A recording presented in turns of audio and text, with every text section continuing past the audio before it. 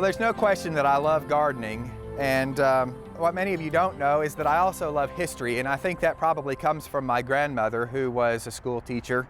My love of gardening certainly comes partly from her also, but it's kind of fun sometimes when the two things join beautifully together, and I have brought you to a really special place in Nashville today called Glen Leven. And Glen Leven is a property that is owned now by the Land Trust of Tennessee and is being preserved. And right now they're in a phase where they're really maintaining and preserving and stabilizing the house. But the garden here is rich in history also. Glen Leven sits on approximately 60 acres, a little more, a little less, but it is only 3.5 miles from downtown Nashville. And it's been preserved in this pocket for close to 200 years. Actually, the original land grant came in 1791, and so over 200 years ago. And the property has been inhabited almost ever since, basically by the same family. Historically, the family has had two great things going for it. One is that there was a really good horticulturist in every generation. And the other thing is that there was a really good historian in every generation. So we have historic records of the garden here well back into the 1800s, and I can't wait to show you some of the highlights. One of the most unique and oldest trees on the property is this ancient dogwood. We know for sure that it's at least 100 years old, and possibly a little bit older than that. And it is certainly, as you can see, towering above me. I would guess that it's in the range of about 35 feet tall with a 60 to 70 foot spread from one side to the other. It is a huge old dogwood and one of the biggest that I've seen. It has the typical white flowers that are just beginning to open, and of course these will be showy for the next 2 to 3 weeks.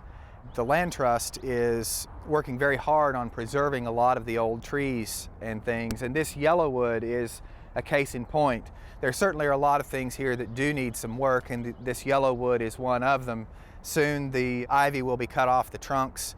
The great thing about this old Yellowwood is that we think that this is now, we know for sure that it's one of the largest in the country, and we think it may be the new national grand champion for the Yellowwood trees. So in a few more weeks, this will have little white clusters of blooms, almost like a wisteria. And you see these around some. It is a native tree to this part of Tennessee, and you see them in landscapes occasionally, but you never ever see one this size. So I'm really proud of this tree, and I'm proud to be involved out here in helping preserve things like this. You can't have a grand old southern home without having a grand old southern magnolia, and Glen Leven is no exception. There are many here on the property. This is probably one of the most impressive. As I walk around, the trunk of the tree is actually way over there, probably 25 or 30 feet. And everywhere that the branches eventually came down and touched the ground, they rooted. And this has formed a colony of smaller magnolias around the main plant. So this actually goes on and on and on. And in another 6 or 8 weeks, this tree will be loaded from top to bottom with great big old blooms. And you know, one of the fun facts about the trees here at Glen Leven is that so many of them are so well documented, either verbally through the family history or written. And some of them we even have receipts for that go all the way back into the late 1800s. So to see a handwritten receipt for something that was purchased 120 to 130 years ago and is still living today on this property is a pretty amazing thing. Well, unfortunately, because of how warm it has been this spring, many of the daffodils here at Glen Leven have already sort of gone past their peak.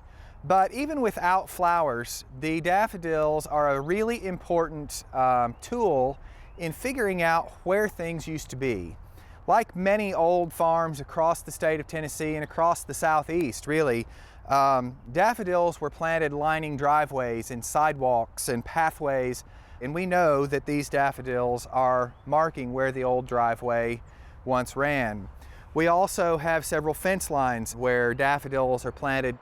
One of the oldest varieties that grows here at Glen Leven is one known as Actea, or the pheasant's eye narcissus. Pheasant's eye because of this tiny little yellow center with a red rim around it. And this particular variety can be dated back to the middle 1800s. And because there were such savvy gardeners here in each generation, it's pretty easy to assume that these varieties were being planted as they were being introduced. And because Glen Leven has been isolated for all of its lifetime, the varieties have remained true. And even though they've seeded themselves around here and there around the property, what we have are true old antique strains of the original bulbs. I guess if there's any take-home lesson in what I've learned at Glen Leven over the last couple of years, it would be not only the historic value of the plants themselves, but the value in the records that were kept here over the years, generations of records. So when you're thinking about doing that garden journal, but it's not right on the top of your priority list, I might encourage you to think again about that, because so much of the history here has revolved around the garden, and so much of it is so well documented, even back into the 1830s. We can follow family documentation, old family stories, photographs from the late 1800s on. It's been really important. And not only has that history been important, but just the layout of the plants themselves, giving us secrets into what used to be here. I should mention that Glen Leven is not open to the public on a regular basis, but occasionally the Land Trust has events out here that the public is invited to. I hope you'll get the chance to visit, because I know that you'll fall in love with Glen Leven the same way that I have.